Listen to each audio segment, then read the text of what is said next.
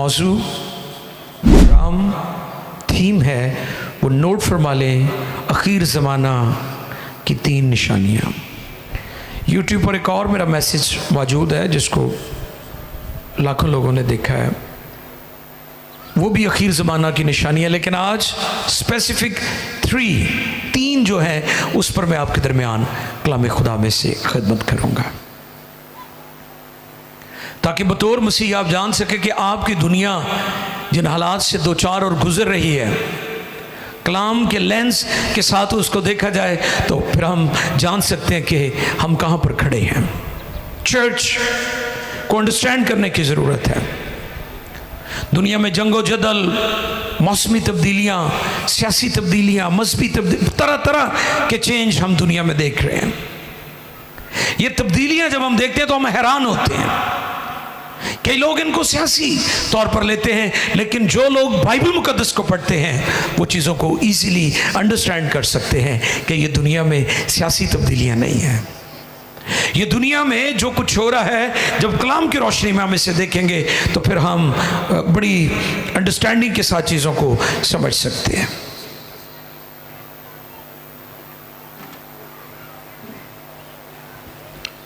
आखिर ज़माना, हम इसे क्यों कहते हैं आखिर ज़माना? क्योंकि पाक कलाम में यह सिखाता है कि यीशु मसीह अपनी कलीसिया को लेने आ रहा है, इसलिए हम इसे आखिर ज़माना कहते हैं।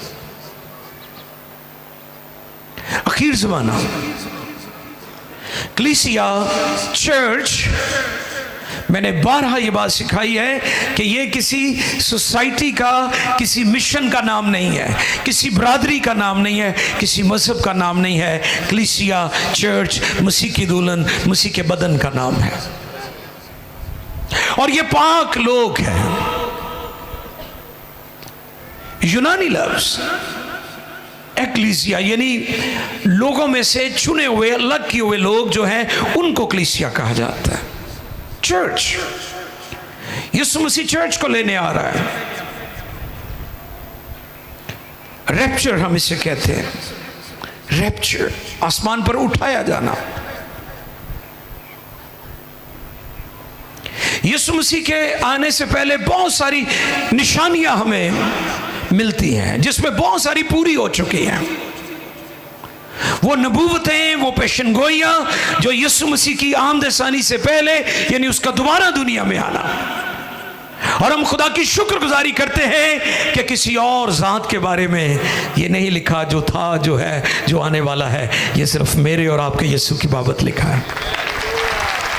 कोई और आने वाला नहीं है, सिर्फ यीशु आने वाला है।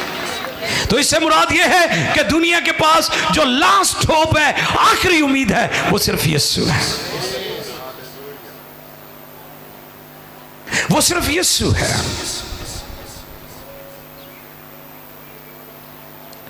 और फिर हम ये भी देखते हैं कि वो निशानियां जो यीशु मसीह के आने से पहले वाकयात रूनुमा होंगे, उनमें बहुत सारी बिद्दात भी सर उठाएंगे और हमें बिद्दतों का भी सामना है। एक वो खतरा है जो बाहर से है, और दूसरा खतरा है जो अंदर से है। जो बाहर वाला खतरा होता है ना, वो इतना खतरनाक नहीं हुंदा है, लेकिन घट हुंदा है। ते जे अंदरों ही काम खराब हो जाए, वो बहुता खराबी पैदा करता है। याद रखियो, तुहानू बाहरों नुकसान देने वाले लोग तुहाडा ज़्यादा नुकसान नहीं कर सकते। ज़्यादा नुकसान तुहानू अंदरों लोग करते हैं। कलाम में लिखा है, जब किसी मुल्क में, किसी हुकूमत में फूट पड़ जाए वो कायम, और अगर किसी घर में, ख़ानदान में, फैमिली में फूट पड़ जाए वो फैमिली कायम नहीं रह सकती। तो इसलिए इस बात को अंडरस्टैंड करना बड़ा ज़रूरी है। यीशु मसीह की आमद-ए-सानी से पहले झूठे मसीह उठ खड़े होंगे। कई दावा करते हैं मैं मसीह मौदा हूँ, आने वाला मसीह मैं हूँ। नहीं नहीं नहीं नहीं, वो अभी नहीं आया, वो आएगा, वो आएगा। झूठे मसीह ये भी यीशु मसीह की आमद सानी से पहले आपको नजर आएंगे, और वो नजर आ रहे हैं। झूठे मसीह, झूठे नबी, फॉल्स प्रॉफिट्स, बिदात, कल्ट्स, और जो कल्ट्स में जकड़े जाते हैं उनका छुड़ाया जाना बड़ा मुश्किल होता है। पिछले दिनों हम अमेरिका में थे, वहां पर भी एक फैमिली में यही इश्यू था। जो लोग किसी भी कल्ट का हिस्सा बन जाते हैं, फिर बाद में उनके जहन को, उनके दिमाग को, उनकी सोचों को तब्दील करना बड़ा मुश्किल हो जाता है। इसलिए किसी बिदती जमात का हिस्सा ना बने, फिर आपकी जिंदगी में जो कड़वा बीज है निकालना मुश्किल हो जाएगा। सोच समझ के जाया करो। कई राशन का लालच दे देंगे ने, कई वीज़िया का लालच दे देंगे ने। अदनान साहब मुझे पूछते, भाई साहब मेरे अजीज कहते हैं कि जी वो भाई साहब की मीटिंग जो लोग बड़े होंगे, राशन तो नहीं देंगे? मैं क्या हाँ, असी उन्होंने उस्मानी रोटी जरूर दई दी है, तो बाकी रोटियां खुदा वैसे ही उन्होंने दे देंदा है, बाकी भी चाहिए है, लेकिन बाकी खुदा अपने कलाम की कुदरत से पूरी कर देता है। बिदात का सामना है, गलत तालीमात, लड़ाइयों की अफवाहें, रूमर्स, जाली खबरें, जाली झूठ, धोखा, झूठ बोल के फ्रॉड करके लोग कहते कैसा बेवकूफ बनाया है, हालांकि खुद बेवकूफ बन रहा होता बंदा।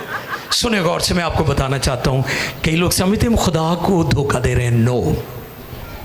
कई कहते हैं असं दुनिया को धोखा दे रहे हैं। नो, दुनिया तुहाडे नालों अगे जा चुकी है, तुसीं अपने आप को धोखा दे रहे हो। फिर बोल दो ये।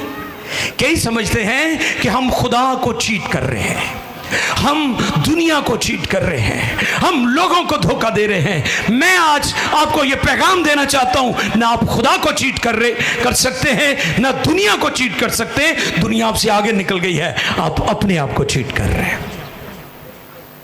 ये यीशु मसीह की आमद सानी से पहले ये सारी चीजें होंगी। जंगे, काल, ज़लज़ले। इसलिए रोटी उन्नी खाया करो जिन्नी की जरूरत है, तुसी प्लेट च पा लेंदे हो। मुझे याद है एक खादमा थी, वो FGA की मिशनरी थी, पास्टरों का सेमिनार था। वो खाना खांदी खांदी उन्हां भांडियां दे कोल चली गई जिथे भांडे धोने वाला कोई बैठा सी, ते भांडियां च तुहानूं पता खाना बचिया हुंदा है। उन्हें एडी सारी टेबल जिन्नी ढेरी लाई हुई, कहंदी ऐ कित्थों आया है? उन्हें दसिया जी ये वाधू पा लिया सी पादरी साहबान ने, कि पत्नी कल मिलना भी है कि नहीं, है ना। यही वजह होंदी है ना, साडी मैंटैलिटी है, असी खाने घट तो खराब बहुता करने। तो मेहरबानी कराया करो, जिथे भी जाते हो उन्ना के पाओ जिन्नी की लोड़ है, आखिरी समझ के ना पाओ प्लेट से। ये बाइबल ने हमें सिखाया है, एतदाल पसंदी बाइबल ने हमें बताई है।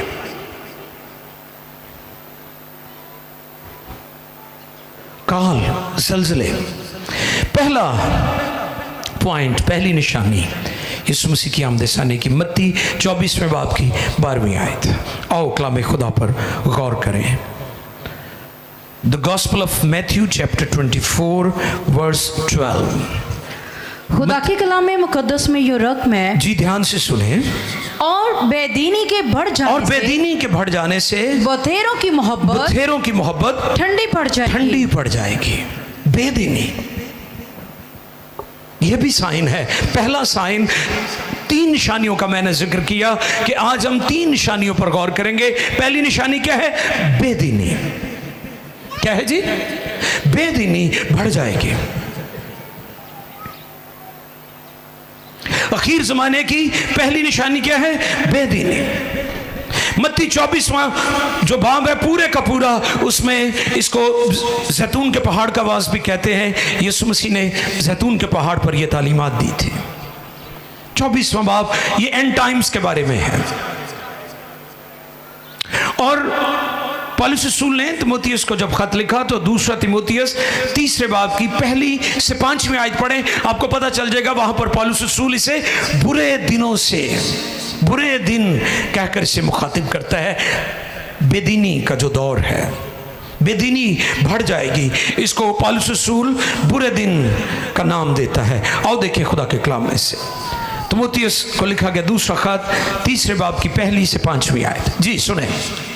लेकिन ये जान रख कि आखिर जमाना में बुरे दिन आएंगे। अब यहाँ पर भी आखिर जमाना में बुरे दिन आएंगे, क्योंकि आदमी खुदगर्ज, सरदोष, शेखीबाज, मगरूर, बदगो, माँ बाप के नाफरमान, ना शुक्र, नापाक, तबई मोहब्बत से खाली, संग दिल, तोहमत लगाने वाले, बेज़ब्त, तुंद मिजाज, नेकी के दुश्मन, दगाबाज, ढीठ, घमंड करने वाले, खुदा की निस्बत, ऐशो इशरत को ज्यादा दोस्त रखने वाले होंगे। वो दीनदारी की वजह तो रखेंगे, मगर उसके असर को कबूल ना करेंगे। ऐसों से भी किनारा करना। आखिर जमाना में बुरे दिन, कौन से दिन? बुरे दिन, बेदीनी बढ़ती जा रही है, बेदीनी बढ़ती जाएगी। पहला निशान क्या है? बेदीनी। आदमी खुदगर्ज हो जाएंगे, है कि नहीं खुदगर्ज लोग? खुदगर्जी, सेल्फिश। 2 मछलियां आपस में गल्ला करन, किसी ने ख्याल पेश किया। 2 फिश आपस में गुफ्तगू कर रही हैं। बड़ी फिश छोटी फिश के साथ बात कर रही है और छोटी फिश बड़ी फिश से कहती है, हम पानी में हैं, हम फिश हैं। इंसान ज़मीन पर है, वो वहाँ पर क्यों है, पानी में क्यों नहीं है? तो बड़ी मछली कहती, हम फिश हैं इसलिए हम पानी में हैं। इंसान सेल्फिश है इसलिए ज़मीन पर है। खुदगर्ज, किसी ना गर्जी नहीं, लेना देना ही नहीं। खुदगर्जी का आलम यह है, कहते हैं जिस खून सफेद हो गया, मैं कहना पत्नी काला हो गया है। रेड और वाइट सैल तो चलो होंगे ने खून से, ये काले हो गए ने। इतनी खुदगर्जी है। जो काम होंदा है, जो मतलब होंदा है, वो अगे पिछे, जो जी ते जो काम निकल गया तो तू कौन ते मैं कौन। यही तो असी करने हैं, यही तो वतीरा है लोगों का, यही तो दस्तूर दुनिया ने बना लिया। खुदगर्ज, ये बुरे दिनों की निशानी है, ये बुरे दिनों की अलामत है कि हम उस दौर से गुजर रहे हैं जो बुरे दिन है। तोहमत, बौतान, 1 मिनट च अगले ते इल्जाम ला देना। जर दोस्त, जिनको पैसे होते सारे दोस्त, किराने, फ्रेंड्स, खाना दिखान परौने। समझ रहे मेरी बात? हम जिस दौर से गुजर रहे हैं, यह बेदीनी का दौर है। आपके लिए पैगाम यह है कि आपने ईमान पर कायम रहना है, ताकि आपकी नादानी और बेवकूफ़ी से आप अपना अजर न खो दें, आपके ईमान का बेड़ा गर्क ना हो जाए। अपने ईमान को महफूज रखें। अदम बर्दाश्त बहुत ज्यादा है, अदम बर्दाश्त, टॉलरेंस चली गई लोगों के अंदर से। छोटी छोटी बातों से घर उजड़ जाते, कत्लो गारत होती, हम लड़ाइयां झगड़े करते, एक दूसरे को मुआफ नहीं करते, एक दूसरे पर मुकदमे करते हैं, अदालतों का सहारा लेते हैं, क्योंकि बर्दाश्त नहीं है लोगों के अंदर। यह बेदीनी की अलामत है, यह आखिरी दिनों की निशानी है। इसलिए अपनी आंखें खोल कर रखें, यीशु मसीह आ रहा है। आज चर्च को, ईमानदारों को, मुकद्दसीन को समझने की जरूरत है। और जिनसी बेररवी, मुझे बहुत अच्छा लगा, अमेरिका के न्यूली इलेक्टेड प्रेसिडेंट ने ऐलान किया कि 2 जेंडर होंगे। Only 2 genders, male and female. खुदा ने आदम के लिए हवा यानी ईव बनाई थी, ईव एंड स्टीव नहीं थे। हाँ जी, एडम एंड ईव, स्टीव नहीं थे, एडम एंड ईव।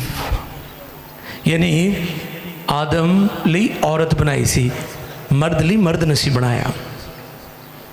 इतनी ज्यादा बेररवी, इतनी ज्यादा बेररवी। आप देखें कि दुनिया में कितनी खौफनाक सूरत हाल है।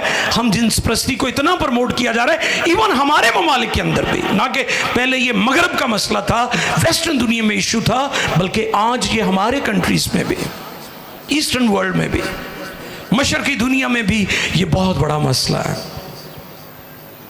बहुत बड़ा मसला है। हम जिन्स प्रस्ती खौफनाक हद तक रिपोर्ट हो रही हैं ये चीजें मीडिया पर, कॉलेजेस के अंदर, यूनिवर्सिटीज के अंदर, हॉस्टल्स के अंदर लोग इखलाकी तौर पर दिवालिया हो चुके हैं।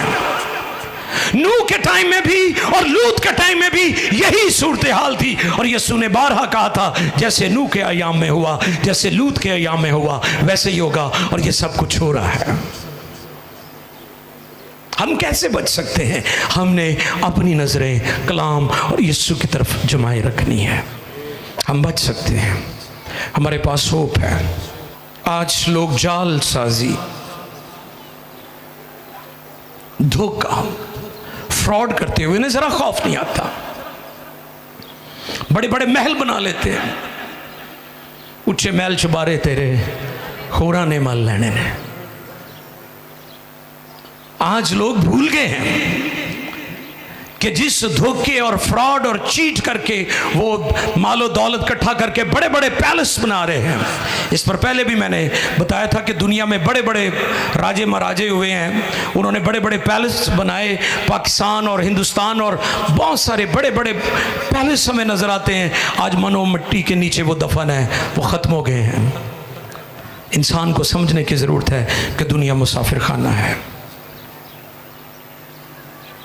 बेदीनी ने दुनिया को जकड़ा हुआ है, अपनी लपेट में लिया हुआ है। और दूसरा निशान, सूरज, चांद और सितारों के निशानात। ये गैर मामूली वाकयात हो रहे हैं आपके यूनिवर्स में। सूरज, चांद, सितारे, अजीबोगरीब वाकयात आप देख रहे हैं। योएल पुराने अहदनामा में 2 बाब है, 31वीं आयत। जोएल चैप्टर 2 वर्स 31, 31वीं आयत को हम पढ़ेंगे। योएल 2 बाब की 31वीं आयत मुकद्दसा को तिलावत करेंगे। जी आओ देखें दूसरा निशान यीशु मसीह की आमद-ए-सानी से पहले।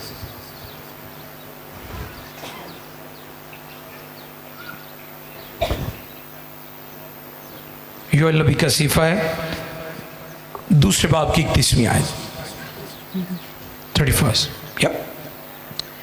इससे पेशतर के, इससे पेशतर के खुदावंद का खौफनाक रोज़े अज़ीम आए, आफ़ताब तारीक और महताब खून हो जाएगा।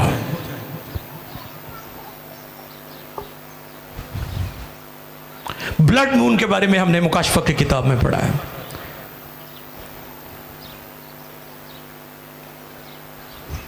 योएल ने ये नबूवत, ये पेशन गोई यीशु मसीह से 900 साल पहले की थी।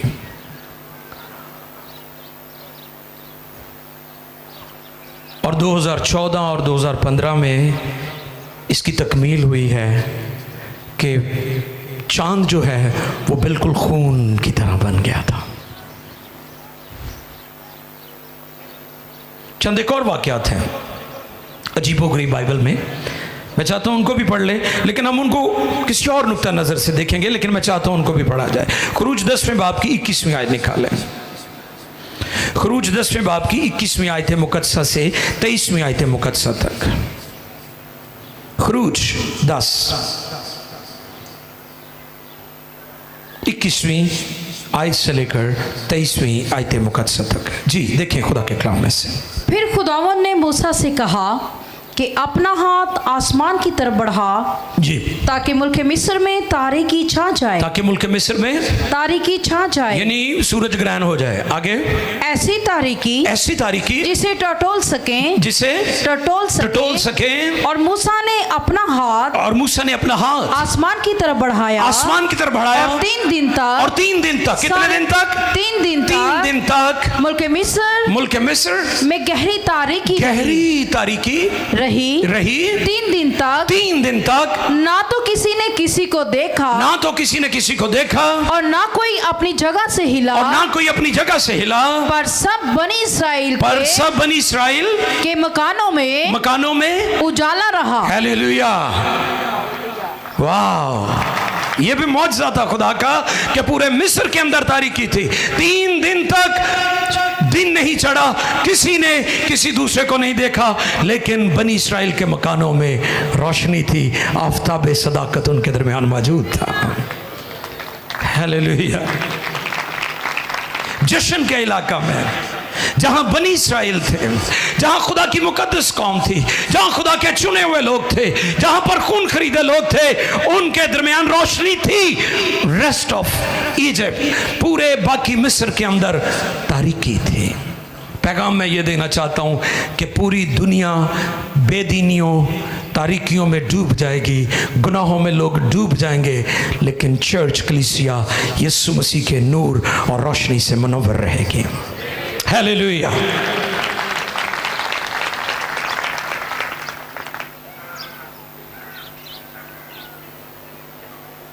लूका 23:44 और 45 में भी लिखा है, फिर दोपहर के करीब तीसरे पहर तक तमाम मुल्क में अंधेरा छाया रहा।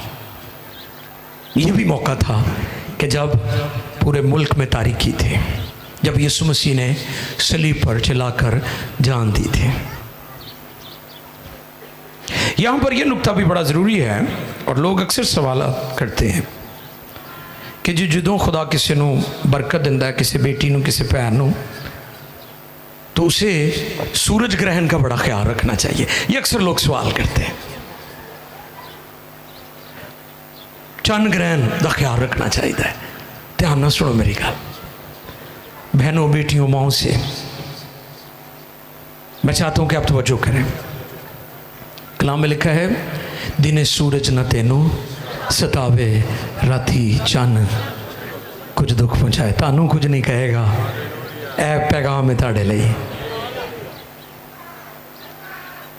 समझ आ गई कि नहीं?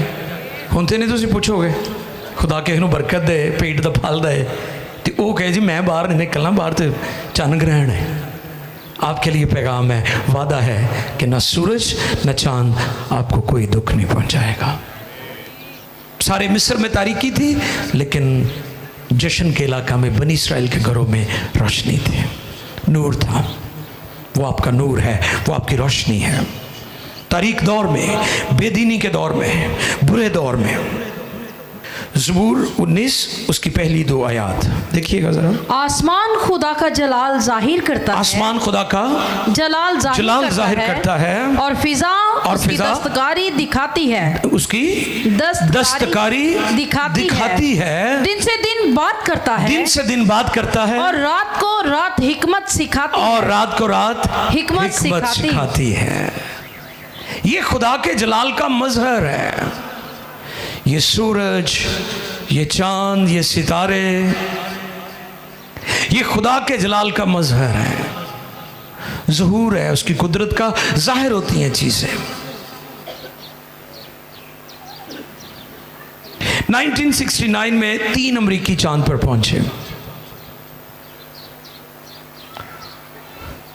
आजकल भी लोग कहते हैं जी वो दुनिया चांद ते पहुंच गई। चांद ते नहीं, हुण अमरीक ते जान दे ने, तुसीं पिछे रह गए हो। हुण ये चंद तो अगे गल्लां चलियां गईयां ने, अब तो अमरीक की तरफ जा रहे हैं। 1969 में जब नील स्ट्रॉन्ग वहां पर पहुंचे, तो आपको पता उन्होंने क्या तलावत किया था? आए देखें। वो बाइबल पढ़ने वाले लोग थे। लोग कहते पता नहीं कितों हिकमत आ गई है, बाइबल पढ़ के लोगों को हिकमत आई है। ज़बूर 8वां है, ज़बूर 8 और उसकी 3री और 4थी आयत। आए देखें, नील स्ट्रॉन्ग ने ये आयत चांद के ऊपर जब पहला कदम रखा तो उसने ज़बूर की इन मुकद्दस आयत को पढ़ा था वहां पर। जी सुने। जब मैंने तेरे आसमान पर, ज़बूर का इस हवाला नील स्ट्रॉन्ग ने चांद पर पहुंचने के वक्त 1969 में तिलावत किया था। सुन लीजिए इसको। जब मैं तेरे आसमान पर, जब मैं तेरे आसमान पर, जो तेरी दस्तकारी है, जो तेरी दस्तकारी है, और चांद सितारों पर, और चांद सितारों पर, और जिनको तूने मुकर्रर किया गौर करता हूँ, तो फिर इंसान क्या है कि तू उसे याद रखे, और इब्ने ज़ात क्या है, और आदम ज़ात क्या है कि तू उसकी खबर ले, क्योंकि तूने उसे खुदा से कुछ ही कमतर बनाया है, और जलाल और शौकत से उसे ताजदार करता है। ये बाइबल पढ़ने वाले लोग थे। ये विजडम खुदा के कलाम से आई है, तो इसलिए उसने याद रखा। उसने ज़बूर की किताब का, ज़बूरों में से ये हवाला वहां पर तिलावत किया जाकर।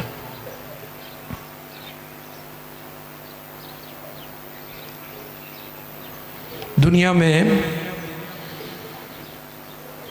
सूरज, चांद, सितारों की जो तब्दीलियां आ रही हैं, यूनिवर्स में जो चेंज आ रहे हैं, ये हमारे खुदावंद यीशु मसीह की आमदसानी का पेश खैमा है। हालेलुया।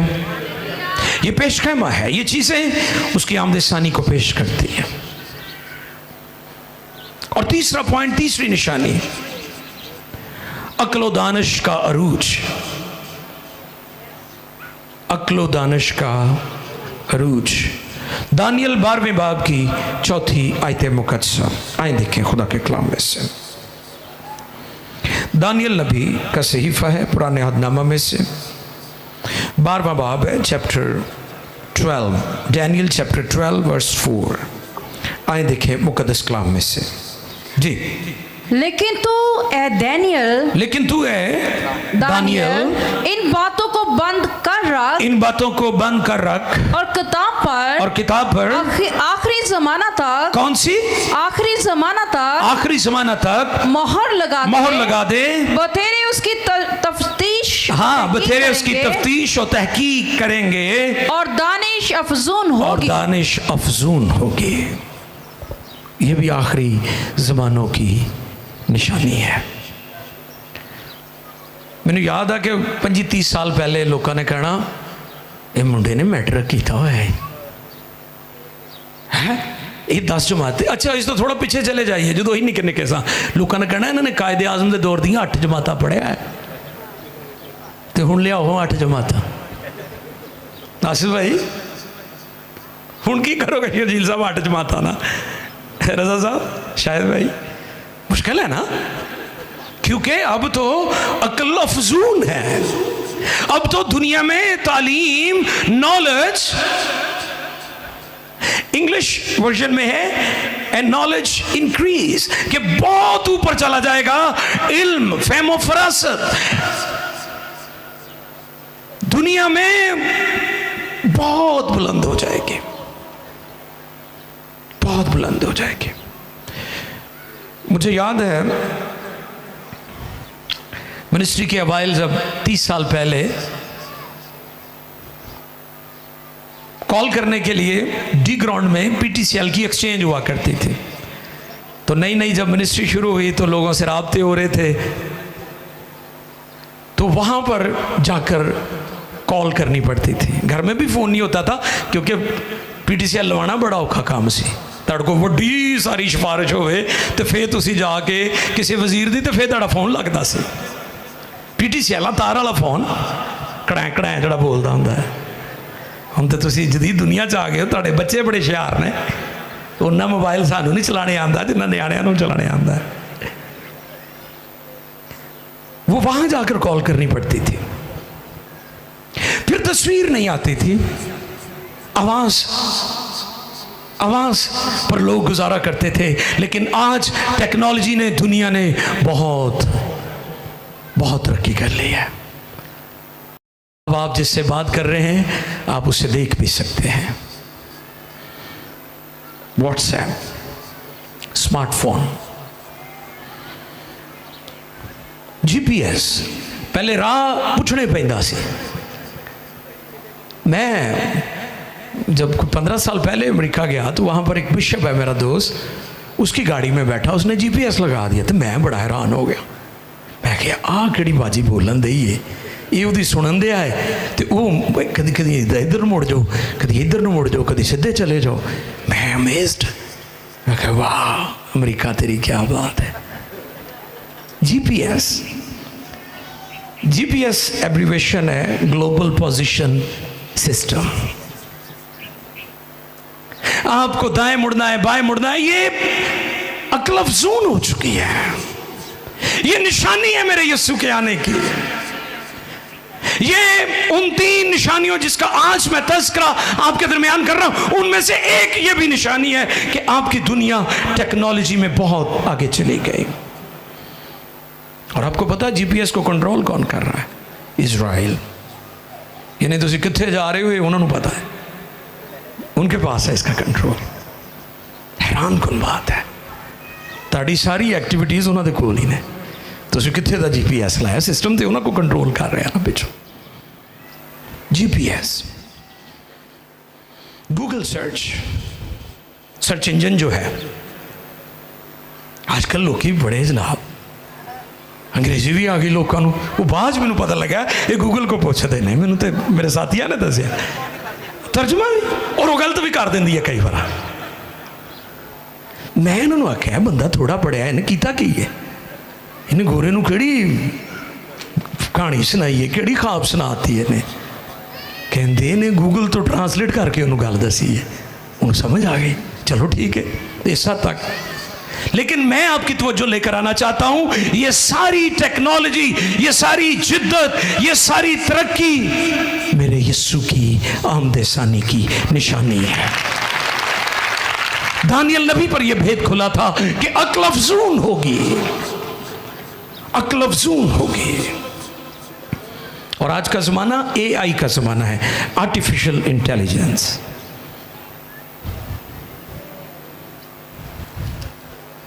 ये अकल कहां से लोगों को आ गई, ये भी मैं आज आपको बताना चाहता हूं।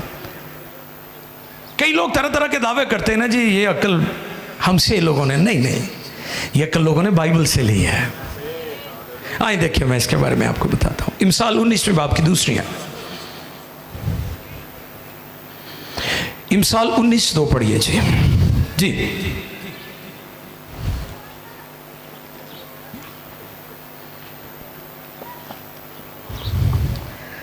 ये भी अच्छा नहीं कि रूह इल्म से खाली रहे। ये बाइबल के इल्म की बात की, दूसरे इल्म की बात नहीं है। यानी जब लोगों को बाइबल का इल्म आ जाएगा तो खुदा दूसरे इल्म के गहरे भेद भी आप पर खोल देगा, गहरे भेद खोल देगा। ये भी अच्छा नहीं कि रूह इल्म से बाइबल का इल्म। और होशिया 4 बाब की 6 आयत भी अगर आप पढ़े तो फिर आपको पता चल जाएगा। आइए देखिए होशिया पुराना ऐहदनामा में 4 बाब 6 आयत मुकद्दसा को हम तिलावत करें जी। होशिया नबी 4 बाब 6 आयत।